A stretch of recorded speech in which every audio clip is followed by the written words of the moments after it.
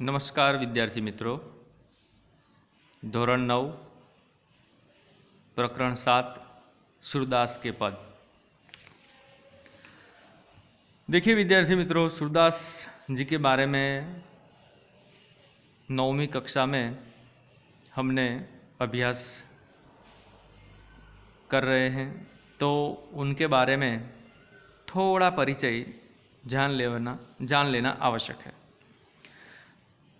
महाकवि सूरदास का जन्म कुछ लोगों के मतानुसार दिल्ली के पास सिही नामक गांव में हुआ था। कई लोगों का मानना है कि इनका जन्म मथुरा के पास रुकनायानु यानी कि रेणुका क्षेत्र में हुआ था। इनका जन्मांध होना भी विवादास्पद है। वल्लभाचार्य इनके गुरु थे। इनकी प्रेरणा से वे श्रीनाथ जी मंदिर में कृष्ण की लीलाओं से संबंधित पदों की रचना करते थे। ये कृष्ण के अनन्य भक्त थे। बाल्य वात्सल्य एवं श्रृंगार रस के वर्णन में वे अद्वितीय है। प्रस्तुत पद में सूरदास की अनन्य भक्ति भावना का परिचय मिलता है। उनका मन सिवाय कृष्ण के कहीं और सुख नहीं पाता। जिन आँखों ने कमल के समान नयन वाले श्री कृष्ण का दर्शन कर लिया हो, वे और देव की आराधना कैसे कर सकती है। आराध्य देव का गुणगान सुर ने किया है। दूसरे पद में भी कृष्ण का मन मोहक वर्णन किया है। बाल कृष्ण की चेष्टाओं के माध्यम से बालक कृष्ण का मनोरम्य वर्णन किया है। यानी कि विद्यार्थी मित्रों, दो पद है। दो पद में विनय तथा भक्ति, पहले पद में श्री कृष्ण के दर्शन कर लिया हो तो और किसी भी देव की आराधना नहीं करना चाहते, ऐसा सूरदास जी कहते हैं। दूसरे पद में जो बाल कृष्ण हैं उनकी चेष्टाएं हैं, उनका वर्णन किया है। तो अब हम देखेंगे पहले पद में सूरदास जी कहते हैं कि मेरो मन अनंत कहा सुख पावे, जैसे उड़ी जहाज को पंछी फिर जहाज पर आवे। मेरो मन अनंत कहा सुख पावे, कमल नयन को छाड़ी महात्म और देव को ध्यावे। परम गंगा को छाड़ी पियासो, दुर्मति कूप खनावे। मेरो मन अनंत कहा सुख पावे, जय ही मधुकर अम्बुज रस चाख्यो, क्यों करिल फल भावे। सूरदास प्रभु काम धैनु तजी, छेदी कौन दुहावे। मेरो मन अनंत कहा सुख पावे। देखिए विद्यार्थी मित्रों, यहाँ पर सूरदास जी कहते हैं कि मेरो मन अनंत कहा सुख पावे, यानी कि अनंत यानी कि दूसरे स्थान पर मेरा मन नहीं लगता। किस तरह? जैसे उड़ी जहाज को पंछी फिर जहाज पर आवे। जब जहाज समंदर में होता है और उसके पर पंछी बैठ जाता है, तो वो पंछी बार बार उड़ता है, फिर उस जहाज पर आ जाता है। उसका कारण एक ही है कि उसका एक ही सहारा है। इसलिए सूरदास जी कहते हैं कि मेरा भी भगवान श्री कृष्ण है, वो मेरा एक ही सहारा है।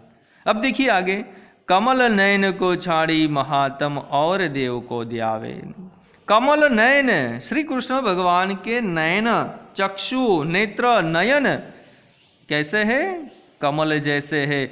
उसको छोड़ी, उनकी महानता है, महात्म्य है उसका, और देव को ध्यावे। मैं किसी और देव का ध्यान नहीं करूँगा, यानी कि नहीं कर सकता। परम गंगा को छाड़ी पियासो दूरमति कूप खनावे, जैसी कि परम गंगा हमारे पास है, उसको छोड़कर जो प्यासा है, जो दूरमति है, जिसके पास बुद्धि नहीं है, वह कूप यानी कि कुआं बनवाने का प्रयत्न करता है। वो गंगा नदी का पानी नहीं पी सकता।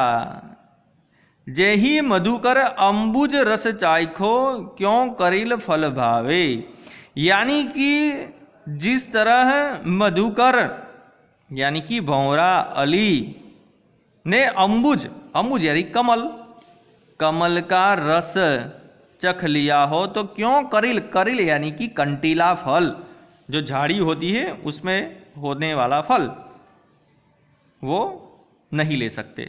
सूरदास प्रभु काम धेनु तजी, छेरी कौन दुहावे, सूरदास के प्रभु काम धेनु समान है, उसको छोड़कर छेरी कौन दुहावे, यानी कि छेरी यानी कि बकरी को कौन दुहाना चाहता हो।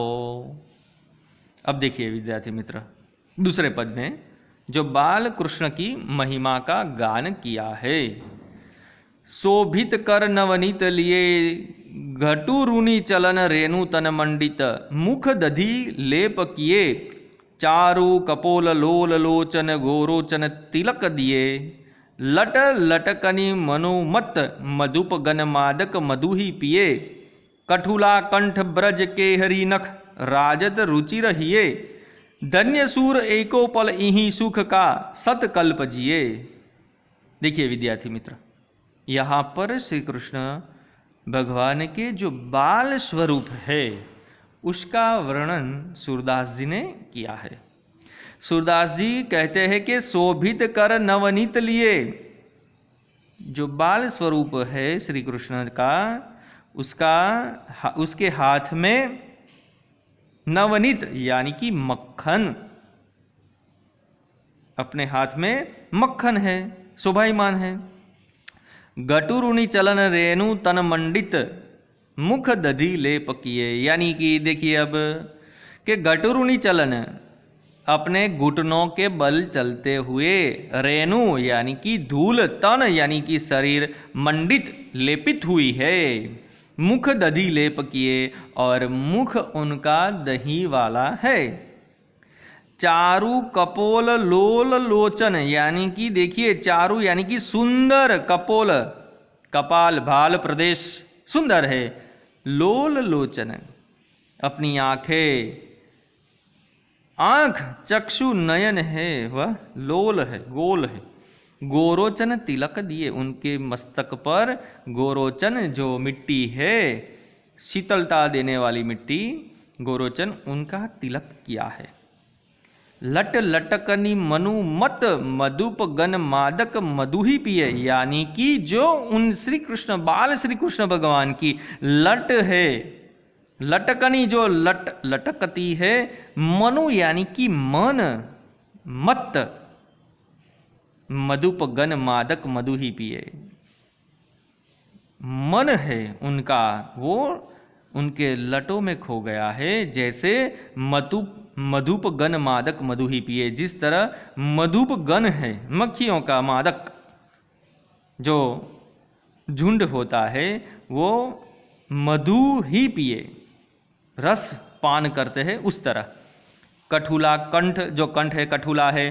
ब्रज केहरी नख, जो देखिए ब्रज केहरी नख यानी कि केहरी यानी कि केसरी गुजराती में सिंह, उनके नख नाखून राजत रुचि रहिए, राजत सुंदर रुचि रहिए, हृदय पर वह शोभायमान है। धन्य सूर एको पल इही सुख का सतकल्प जिए। सूरदास कहते हैं कि ऐसा, इस तरह की छवि एक पल जो दिख जाए तो सतकल्प 100 कल्प सुधी वो उनके हृदय में छिपी रहेगी। इस तरह का वर्णन सूरदास जी ने यहाँ किया है। देखिए विद्यार्थी मित्र, उनके जो टिप्पण, शब्दार्थ एवं एक एक वाक्य में जो प्रश्न है और जो निबंध लक्षी उत्तर है, विस्तार से उत्तर लिखिए, वो भी आपको लिखना है। तत्सम और समानार्थी शब्द भी लिखना है। इस तरह से ये हमारा जो 7वां काव्य है वो पूर्ण हुआ। अस्तु।